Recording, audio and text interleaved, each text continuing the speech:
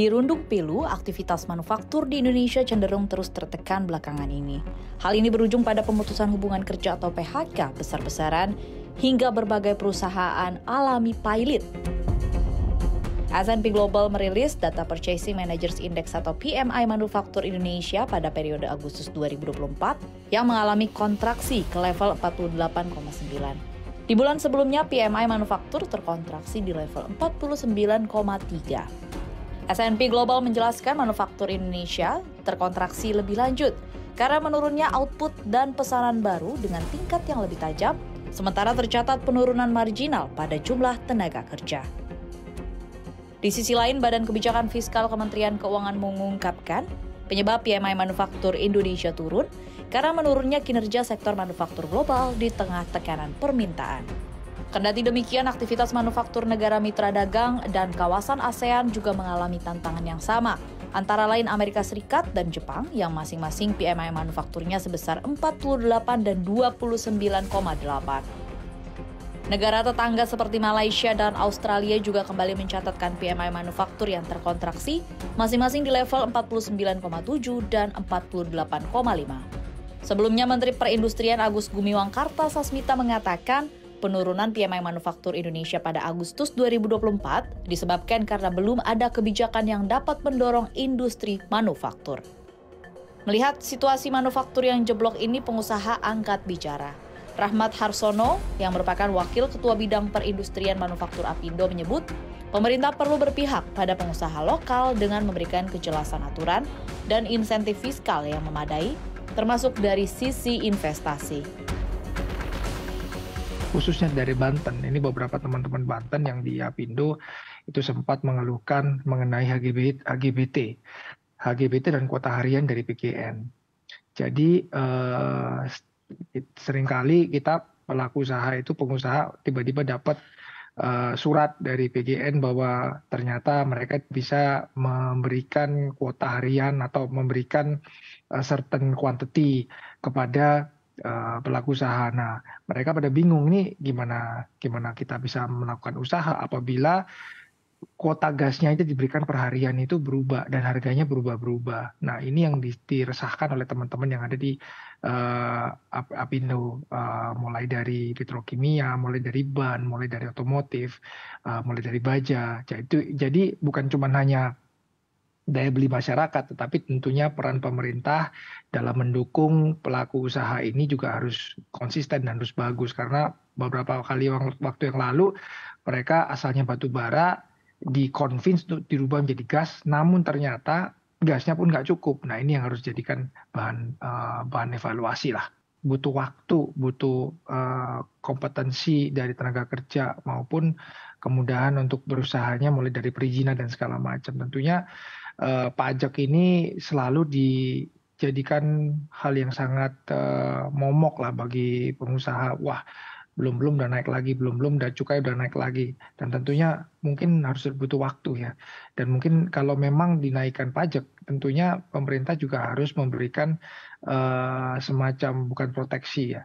Namun dengan maraknya investasi luar negeri yang masuk ke Indonesia, tentunya PMDN ini harus diberikan kesempatan untuk berkembang bersama-sama dengan investasi asing ini. Jangan investasi asing masuk, lalu PMDN ini di pengusaha-pengusaha ini yang udah investasi maupun pemilik pemilik daripada pengusaha itu adalah orang kita sendiri atau orang Indonesia, itu justru nggak mendapatkan kesempatan untuk melakukan menjual barang dan jasa yang dimana mereka udah investasi udah cukup lama dan mereka juga membayar pajak yang cukup baik. Jadi tentunya ini harus ditertibkan antara PMDN dan PMA dan PMDN. Senada dengan Rahmat, Ketua Umum Asosiasi Perusahaan Ban Indonesia Abdul Aziz Pane menyebut, turunnya manufaktur tanah air karena ada sejumlah pengelolaan yang keliru, seperti harga energi yang belum kompetitif, hingga sistem upah karyawan yang belum sesuai. Kalau kita ngelihat efek dari PMI itu di negara tetangga ya, contohnya ya, itu di Filipina naik, di Thailand turun dikit tapi not as bad as us gitu ya. Di Malaysia naik, terus di mana aja yang turun? Indonesia sama Myanmar. Itu turun drastis. Kenapa? Nah kita lihat kenapa ya, harusnya kita melihat dari situ. Something is wrong. Ya kan gitu ya. Maka dia turun kan gitu ya. Nah, yang wrongnya ini kita cari. Nah, oke. Wrongnya ini apa? Ya banyak hal. Satu, energi yang naik terus harganya. Kan tadinya itu kami beli itu $9, sekarang $11, ntar lagi $15. Sedangkan Thailand sama Vietnam $3 energi per MMBT. Ya satu. Dua, tenaga kerja yang karena peraturan pemerintah naik terus kan tenaga kerja itu. Tiap tahun lihat inflasi naik, lihat inflasi pada atau waktu kira-kira 15 kali kenaikan gajinya karyawan itu sudah sama dengan gaji direksi. Karena dia naik terus. Jadi kita harus benahi ini semuanya gitu lah. Kalau ada nanti pemerintahan baru, ini harus dibenahi ya. Sistem penggajian gimana, sistem pembagian energi itu gimana. Karena tanpa energi industri itu nggak akan bisa apa-apa. Energi itu paling kuat itu napas daripada industri energi. Nah, kalau energi kita itu harganya sekarang ini kita beli bebas itu $13 per MMBT. Thailand $4. Vietnam $3. Jadi kalau kita bilang artinya cukup jauh ya Pak ya? Cukup jauh. Cukup jauh. Sementara itu, Direktur Eksekutif Indef Tauhid Ahmad menyebut, hingga saat ini belum ada kebijakan yang benar-benar bisa menyelamatkan industri, khususnya padat karya. Di mana investasi di sektor tersebut pun tidak lagi dilirik asing akibat regulasi yang tidak menentu.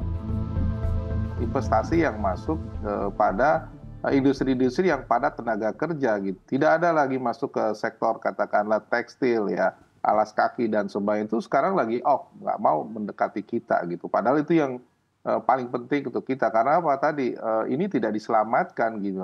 Kita tidak memiliki policy bagaimana menyelamatkan industri-industri yang sekarang lagi terpuruk ya, seperti disampaikan oleh Pak Rahmat. Saya kira ya selain tadi ya, tentu saja cost besarnya biaya. Nah, ketika katakanlah ada cost bahwa harga gas ternyata tidak bisa diprediksi, otomatis uncertainty dalam struktur biaya secara keseluruhan itu akan menghambat arus investasi begitu. Ini berapa sih sehingga apakah saya menguntungkan atau tidak berinvestasi dalam jangka pendek, menengah maupun panjang begitu. Saya kira yang mengancam katakanlah uncertainty dalam situasi seperti ini ya, ekonomi dan sebagainya harusnya bisa dieliminir, dan saya kira sektor bisnis memang membutuhkan kepastian dari pemerintah begitu. Ya kalau lihat pusat-pusat produk impor itu rupanya masih cukup banyak kita lihat di lapangan begitu ya. Kalau kita main ke pusat perbelanjaan Tanah Abang dan sekitarnya, saya kira kita masih mudah melihat gitu di Pasar Senen dan sebagainya, itu masih terlihat, bahkan di beberapa kota itu sudah seperti jaringan yang sulit untuk diberantas begitu ya. Saya kira yang harus dicegah pertama adalah berkaitan dengan border ya, perbatasan. Ini juga menjadi satu poin penting, karena mungkin masuknya tidak jalur katakannya yang resmi, tapi jalur-jalur tikus yang kemudian barang ilegal itu masuk. Yang kedua ya ada modus misalnya kode HS-nya kemudian masuk kepada yang legal padahal dia ilegal, atau misalnya memodifikasi beragam dokumen. Nah ini yang kemudian bisa ditelusuri. Dengan kondisi saat ini, luka lama pabrik tekstil tak kunjung mengering. Menjelang akhir kepemimpinan Presiden Joko Widodo, justru luka ditorehkan bagi industri dengan tenaga kerja besar tersebut. Pemutusan hubungan kerja masih saja terus menghantui pekerja di industri tekstil dan produk tekstil di dalam negeri. Terbaru, 340-an orang buruh pabrik di Semarang harus kehilangan pekerjaannya karena di-PHK pada Agustus 2024 lalu. Ristadi memaparkan data PHK yang terjadi di pabrik-pabrik tempat pekerja anggota KSPN bekerja. Total sejak awal tahun 2024 ini sudah ada lebih dari 15.000 orang yang terkena PHK. Sementara sejak tahun 2019, 36 perusahaan tekstil menengah besar tutup dan 31 pabrik lainnya melakukan PHK karena efisiensi. Lokasi pabrik-pabrik gulung tikar tersebut ada di pusat-pusat industri TPT. Di antaranya di Jawa, khususnya di Jawa Barat, Jawa Tengah, dan Banten. Atas kondisi ini, usaha tekstil disebut-sebut masuk fase sunset. Anjloknya PMI manufaktur memiliki efek domino yang tak main-main. Terganggunya kinerja usaha turut mempengaruhi bursa tenaga kerja Indonesia. Data Kementerian Ketenagakerjaan mencatat jumlah pekerja yang ter-PHK pada periode Januari hingga Juni 2024 mencapai 32.064 orang. Angka tersebut naik 21,4% dari periode yang sama pada tahun lalu, yaitu sebanyak 26.400 orang. Bahkan dalam periode Januari hingga Juli 2024, jumlah pekerja yang ter-PHK kembali melonjak tinggi mencapai 42.863 orang. Kondisi ini mengakibatkan berkurangnya lowongan pekerjaan sehingga gelombang PHK menjadi penyumbang angka pengangguran yang cukup tinggi di Indonesia. Jumlah lowongan kerja di Indonesia terus mengalami penurunan seiring dengan berjalannya waktu. Dalam laporan yang dirilis oleh ekonomis tim Bank Rakyat Indonesia atau BRI menunjukkan hanya sebesar 8.500 lowongan kerja pada Agustus 2024 dibandingkan dengan bulan sebelumnya yang sebesar 14.000 lowongan kerja. Bukan hanya soal tenaga kerja yang ter-PHK, banyak perusahaan di Indonesia pun mengalami bangkrut atau pilot. Seperti yang baru-baru ini terjadi, yaitu kabar pemutusan hubungan kerja terhadap 511 orang pekerja pabrik kompor gas kuantum yang kini menjadi sorotan. PHK ini menjadi pemungkas kondisi perusahaan yang dinyatakan pilot oleh Pengadilan Niaga Jakarta Pusat pada bulan Juli 2024 lalu. Perusahaan yang memproduksi kompor gas, regulator, dan juga selang dengan merek kuantum adalah PT Aditek Cakrawiyasa, di mana perusahaan ini telah berdiri sejak 1993 atau selama 31 tahun terakhir. Direktur PT Aditek Cakrawiyasa, Iwan Budi Buana menceritakan, nasib pabrik kompor kuantum berakhir mengenaskan dengan status pilot. Padahal perusahaan tengah mencoba untuk bertahan di tengah kesulitan yang terjadi selama beberapa tahun terakhir.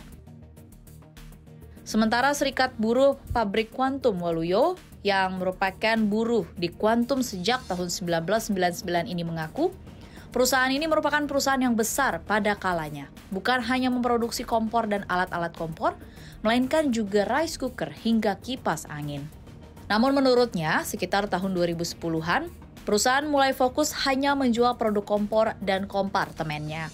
Menurut Waluyo, akibat manajemen perusahaan yang kurang baik, kondisi ekonomi kuantum mulai terguncang pada tahun 2016 dan 2018, pasokan bahan baku mulai tersendat, sehingga mereka kerja hanya saat ada bahan baku yang tersedia.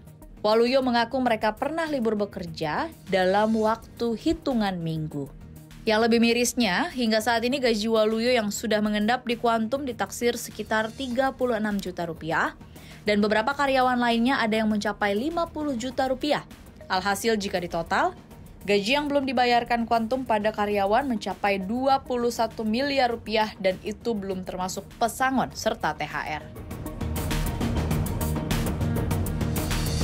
Tahun 2016, perusahaan kita udah mulai oleng dan masuklah di tahun 2018 dan 19 perusahaan masuk ke PKPU.